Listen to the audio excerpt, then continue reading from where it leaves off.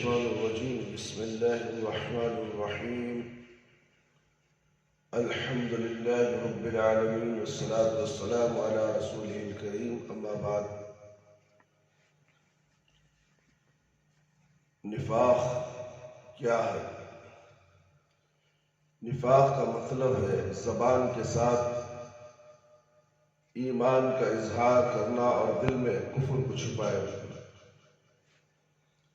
نفاق ایسی خطرناک باطنی بیماری ہے کہ آدمی اس میں مبتلا رہتے ہوئے بھی اس کا احساس نہیں کر پاتا۔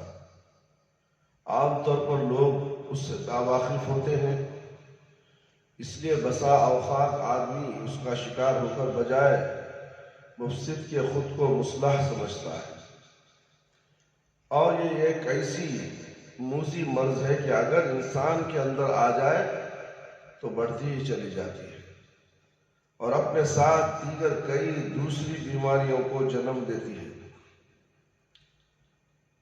حکیم محمد صادق سیالکوٹی رحمہ اللہ علیہ فرماتے ہیں، اسلام میں نفاق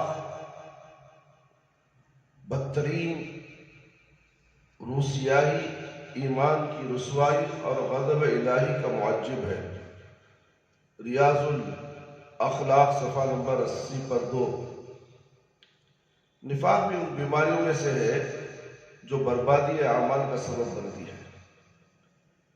چنانچہ اس اللہ تعالیٰ نے منافقین کی حالت بیان کرتے ہوئے فرمایا، أشحة عليكم فإذا جاء الخوف رأيتهم ينظرون إليك تدور أعينهم كالذي يغشى عليه من الموت فإذا ذهب الخوف فسلقوكم بألسنة حداد أشحة على الخير أولئك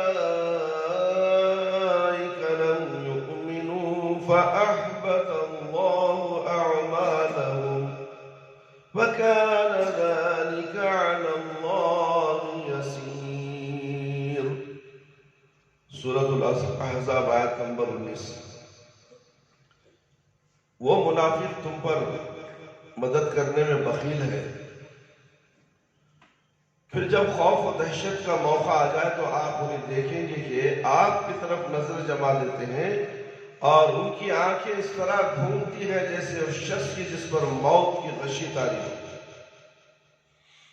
پھر جب خوف جاتا رہتا ہے تو تم پر اپنی تیز زبانوں سے بڑی باتیں بناتے ہیں، مال کے بڑے ہی حریص ہیں۔ حقیقت یہ ہے کہ یہ ایمان لائے ہی نہیں۔ اللہ تعالیٰ نے ان کے تمام اعمال کو برباد کر دیے ہیں۔ اللہ تعالیٰ پر یہ بہت ہی آسان ہے۔ اس آیت کریمہ میں اللہ رب العالمین منافقین کی بخیلی، بزدلی اور پست ہمتی کا ذکر ہو رہا ہے کہ وہ بڑے ہی بخیل ہیں، نہ ان سے تمہیں کوئی مدد پہنچتی ہے اور نہ ہی ان کے دلوں میں تمہاری ہمدردی ہے، نہ مال غنیمت میں تمہارے حصے پر یہ خوش ہوتے ہیں۔ خوف کے وقت ان نام مرادوں کے ہاتھوں کے طوطے اڑ جاتے ہیں، آنکھیں چھاچھ پانی ہو جاتی ہیں، مایوسانہ نگاہ ہو کسے تکنے لگتے ہیں، لیکن خوف دور ہوا تو فوراً انہوں نے لمبی زبانیں نکال ڈالی اور بڑے چڑھے دعوے کرنے لگے اور شجاعت اور مردمی کا دم بھرنے لگے اور مال و غنیمت پر بے طرح گرنے لگے۔ ہمیں دو کا غل مچا دیتے ہیں کیا؟ ہم آپ کے ساتھی ہیں، ہم نے جنگی خدمات انجام دی ہے، ہمارا حصہ ہے۔ جنگ کے وقت صورتیں بھی نہیں دکھاتے، جنگ میں حاضر بھی نہیں دیتے، جب مال غنیمت آتا تو لینے کے لیے حصے دار بن جاتے ہیں کہ ہم تمہارے ساتھ تھے، جنگ میں تھے۔ یہ جھوٹے منافق۔ اللہ اکبر، اللہ بچائے ہم لوگوں سے۔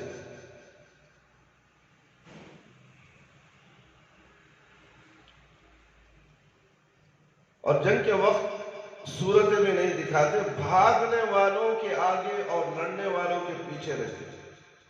بھاگنے والوں کے، جنگ میں پیٹھ دکھا کر بھاگنے والوں کے آگے اور لڑنے والوں کے پیچھے رہتے ہیں۔ دونوں عیب جس میں جمع ہو، اس جیسا بے خیر انسان اور کون ہوگا؟ امن کے وقت عیاری، بدخلقی، بدزبانی، اور لڑائی کے وقت نامردی، رد و بازی اور زنانہ پن۔ لڑائی کے وقت حائضہ عورتوں کی طرح الگ اور یکسو، اور مال لینے کے وقت گدھوں کی طرح ڈھینچو کرتے ہوئے آگے آ گئے۔ اللہ اکبر، کیا حالت ہے تمہاری۔ تفسیر ابن کثیر صفحہ نمبر 250 یہ منافقین جن کے چند گھٹیا اور صاف ذکر کیے گئے ہیں، ان کے متعلق اللہ تعالیٰ نے یہ خبر دی ہے کہ ان کے اندر ایمان نام کی کوئی چیز موجود نہیں۔ اسی وجہ سے اللہ جل شانہ نے ان کے اعمال برباد کر دیے۔ اور یہ حقیقت ہے کہ اعمال کی قبولیت میں ایمان شرط اول ہے۔ کسی کا ایمان اچھا ہے تو اس کے اعمال قبول ہوں گے، جس سے ان کے دل خالی ہے۔ عبد الرحمن کیلانی رحمہ اللہ اس کی تفسیر میں لکھتے ہیں، ان کے دلوں میں کفر چھپا ہے، اور اعمال کی اخروی جزا کے لیے ایمان شرط اول ہے، جو ان میں سرے سے ہے ہی نہیں۔ لہذا ان کے سب اعمال رائگاں جائیں گے، اور جو بد اعمالیاں ہیں ان پر ضرور گرفت ہوگی۔ اور ان کی سب سے بڑی بدعملی نفاق ہے۔ تیسر القرآن حاشیہ 220/6۔ جن کے اندر نفاق جیسی غلیظ ترین بیماری ہو،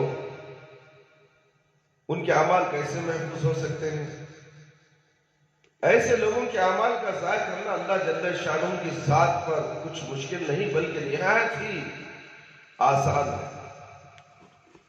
اللہ رب العالمین فرماتے ہیں، فَتَرَى الَّذِينَ فِي قُلُوبِهِم مَّرَضٌ يُسَارِعُونَ فِيهِمْ يَقُولُونَ نَخْشَىٰ أَن تُصِيبَنَا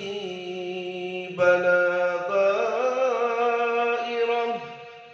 فَعَسَى اللَّهُ أَن يَأْتِيَ بِالْفَتْحِ أَوْ أَمْرٍ مِّنْ عِندِهِ فَيُصْبِحُوا عَلَىٰ مَا أَصَرُّوا فِي أَنفُسِهِمْ نَادِمِينَ وَيَقُولُ الَّذِينَ آمَنُوا هَٰؤُلَاءِ الَّذِينَ أَقْسَمُوا بِاللَّهِ جَهْدَ أَيْمَانِهِمْ إِنَّهُمْ لَجَمَاعَةٌ حَبِطَتْ أَعْمَالُهُمْ فَأَصْبَحُوا خَاسِرِينَ۔ سورۃ المائدہ آیت نمبر 50 اور 50 آپ دیکھیں گے کہ جن کے دلوں میں نفاق کی بیماری ہے، یہ اللہ رب العالمین فرمایا ہے۔ نفاق کیا ہے؟ سامنے ایک بولنا، پیچھے ایک کام کرنا۔ اسے کیا بولتی؟ سامنے بولتا حضرت آتا ہوں، حضرت صبح کو کسی عادت سے فجر کی نماز پڑھتا ہوں، صبح کو نہیں آتا، نفاق۔ صبح میں حاضر نہیں دیتا، اللہ کے ساتھ جھوٹ باندھتا ہے۔ تو ایسے شخص کی یہ بہت خطرناک بیماری ہے، آج ہمارے مسلمانوں میں رائج ہو چکی ہے۔ مسلمانوں کے اندر نفاق بھرا ہوا ہے، اسی لیے تو مسجدیں خالی ہوتی ہیں، گلیاں سنسان ہیں، کرفیو لگا ہوا ہے۔ دیکھو اس کے بعد بازار کتنے بھرے ہوتے ہیں، 9 بجے کے بعد بازار بھر جاتے ہیں، اسی لیے کہا گیا کہ بازار شیطان کی جگہ ہے، مسجد سکون کی جگہ ہے۔ بازار میں زیادہ دیر ٹکنا نہیں ہے، بازار میں ہر طرح کا جھوٹ بولا جاتا ہے، ناپ تول میں کمی کی جاتی ہے، مال کو جھوٹ مول کر بیچا جاتا ہے۔ اس جگہ پر شیاطین گھومتے زیادہ رہتے ہیں۔ اسی جگہ پر جہاں پر جھوٹ اور مکاری دھوکہ بازی ہوتی ہے وہاں کون رہتے ہیں؟ شیطان رہتے ہیں۔ اسی لیے کہا گیا کہ نیک آدمی، نیک صفت آدمی اس جگہ پر زیادہ دیر ٹکتا نہیں، کام ہو گیا، کام کر لیا، وہاں سے نکل جانا پڑتا بازار سے۔ اگر زیادہ تر بازار میں ٹکے رہو گے شیطان تمہارے حاوی ہو جاتا ہے اور تمہیں دین سے دور کر دیتا ہے اور نفاق میں مبتلا کر دیتا ہے۔ آپ دیکھیں کہ جن کے دلوں میں نفاق کی بیماری ہے وہ دوڑ دوڑ کر ان یہود و نصارہ مشرکین میں گھس رہے ہیں اور کہتے ہیں کہ ہمیں خطرہ ہے، کہیں ایسا نہ ہو کہ ہم پر کوئی مصیبت آن پڑے۔ سو قریب ہے کہ اللہ تعالیٰ مومنوں کے لیے فتح یا اپنے پاس سے کوئی اور چیز لائے، پھر اس وقت وہ منافقین جو کچھ اپنے دلوں میں چھپاتے تھے ان پر پچھتائیں گے اور ایمان والے کہیں گے کیا ہی وہ لوگ ہیں جو بڑے مبالغہ سے اللہ تعالیٰ کی قسمیں کھا کر کہتے تھے کہ بے شک ہم تمہارے ساتھ ہیں۔ ان کے اعمال برباد ہو گئے، برباد ہو چکے ہیں، پس وہ منافقین نقصان اٹھانے والے ہو گئے۔ اسی سورت کی آیت نمبر 50 پر میں اللہ جل شانہ نے اہل ایمان کو یہود و نصارہ کی دوستی سے سختی کے ساتھ منع فرمایا ہے۔ اب ان آیات میں اپنے نبی محمد صلی اللہ علیہ وسلم کو مخاطب کر کے فرمایا ہے کہ اے نبی محمد صلی اللہ علیہ وسلم، جن کے دلوں میں نفاق کی بیماری ہوتی ہے صرف وہی یہود و نصارہ کا ساتھ دیتے ہیں، ان سے یارانے لگاتے ہیں اور اس کی علت یہ بتاتے ہیں کہ ہمیں ڈر ہے کہ کہیں جب حالات پلٹا کھائیں تو ہم ان کے محتاج نہ ہو جائیں، اس لیے ہم ان کے شر سے بچنے کے لیے پہلے ہی سے احتیاطی تدبیر کر رہے ہیں۔ اللہ اکبر۔ حالانکہ انہیں بھی دیگر مسلمانوں کی طرح یقین کامل ہونا چاہیے تھا کہ اسلام غالب ہی ہوتا ہے، مغلوب نہیں ہوتا۔ الا ان حزب اللہ هم المفلحون، اسلام والے ہی غالب ہوتے ہیں، مگر ان منافقین کی سوچ اس کے الٹ ہے۔ اللہ جل شانہ نے خبر دی ہے کہ یہ منافقین جو اسلام کا لیبل لگا کر آج یہود و نصارہ کے در پر ٹھوکریں کھا رہے ہیں، بھیک مانگ رہے ہیں اور درود اور در پردہ اسلام اور مسلمانوں کے خلاف مغضوب، جن پر اللہ کا غضب ہو اور مراد یہودی ہو، اور ظالمین گمراہ مراد نصارہ کے ساتھ مل کر تدبیریں بنا رہے ہیں۔ کوئی بات نہیں، یہ وقت آئے گا جب اللہ تعالیٰ مسلمانوں کو فتح و نصرت عطا فرمائے گا، یہود و نصارہ مغلوب ہو کر جزیہ دینے پر مجبور ہوں گے، پھر اس وقت منافقین اپنے کیے پر افسوس کریں گے اور اس وقت ان کی بدعملی کھل کر سامنے آ جائے گی اور مسلمان تعجب کریں گے کہ کس طرح یہ لوگ اسلام کا دعویٰ کیا کرتے تھے، قسمیں کھایا کرتے تھے اور کہا کرتے تھے کہ ہم تو تم مسلمانوں کے ساتھ ہیں، ہم تو مسلمانوں کے ساتھ ہیں، مگر حقیقت یہ ہے کہ نفاق کی بیماری نے نہ انہیں آخرت میں وہ جو بظاہر مسلمانوں کے ساتھ مل کر اچھے اعمال کیا کرتے تھے وہ سب برباد اور ضائع ہو جائیں گے۔ اس لیے میرے بھائی، میرے دوست اور خواتین اسلام، میرے پیارے بچوں، اللہ تعالیٰ سے ڈریے۔ اگر تھوڑا سا بھی نفاق ہمارے دلوں میں آ جائے تو ہماری عبادتیں ضائع ہو جائیں گی۔ جس طرح کفر کے ذریعے سے، ریا کے ذریعے سے اور ارتداد کے ذریعے سے ہم نے بہت سی باتیں ان کے تعلق سے پچھلے دروس میں آپ کے سامنے پیش کی ہیں، اب یہ نفاق کے تعلق سے ہم نے مختصر باتیں قرآنی آیتوں کے ساتھ آپ کے سامنے پیش کی، اور بھی باتیں ہیں نفاق کے دیگر نقصانات کیا ہیں، انشاءاللہ ہو سکا تو عشاء کی نماز کے بعد یا فجر کی نماز کے بعد ہی ادا کی جائے گی۔ اللہ رب العالمین سے دعا کرتے ہیں کہ اللہ تعالی ہم سب کو نفاق جس بیماری سے بچائے، اور اللہ تعالی ہم سب کو نفاق کیا ہے پہچاننے کی توفیق عطا فرمائے، اس پر پہچان کر اس کا رد کرنے والا بنائے۔ اور قرآن و سنت پر مکمل پابندی کے ساتھ عمل کرنے والا بنائے۔ اے اللہ ہم سب کو 5 وقت نمازی بنا دے، وقت پر نماز پڑھنے والا بنا دے، ہماری نمازوں میں خشوع اور خضوع عطا فرما، ہماری جائز دعاؤں کو قبول فرما لے۔ اے اللہ تو رحم کرنے والا ہے، ہم سب پہ رحم فرما میرے پروردگار۔ اے اللہ شرک سے بچا لے، بدعت سے بچا لے، اے اللہ ہم سب کو صراط مستقیم پر چلا دے۔ اے اللہ ہمارے والدین، ہمارے رشتہ دار جو اس دنیا میں نہیں ہے، اللہ اگر وہ قابل رحم قابل مغفرت ہے تو اللہ ان کی مغفرت فرما دے۔ اے اللہ جو لوگ بیمار ہیں، پریشان حال ہیں، موذی بیماریوں میں مبتلا ہیں، لا علاج بیماریوں میں مبتلا ہیں، آسے زدہ ہے، نظر بس سے مبتلا ہیں اور جادو وغیرہ سے بیمار ہیں، اللہ ان کو شفا کلی، شفا عاجلہ، شفا کاملہ عطا فرما۔ اے اللہ حلال روزیاں عطا فرما، حرام روزی سے اللہ تو ہماری حفاظت فرما۔ اے اللہ خبر کے عذاب سے بچا لے، اے اللہ خبر کے سوالات ہمارے لیے آسان فرما، اے اللہ خبر کی تاریکی کو روشنی بدل دے، اے اللہ میدان حشر میں رسوائی سے بچا لے۔ اے اللہ ہمیں موت دے تو ایمان کی حالت میں موت دے، جب ہماری روح ہمارے جسم سے نکلے تو اللہ ہماری زبان پر کلمہ لا الہ الا اللہ محمد رسول اللہ جاری رہے۔ ربنا آتنا في الدنيا حسنة وفي الآخرة حسنة وقنا عذاب النار۔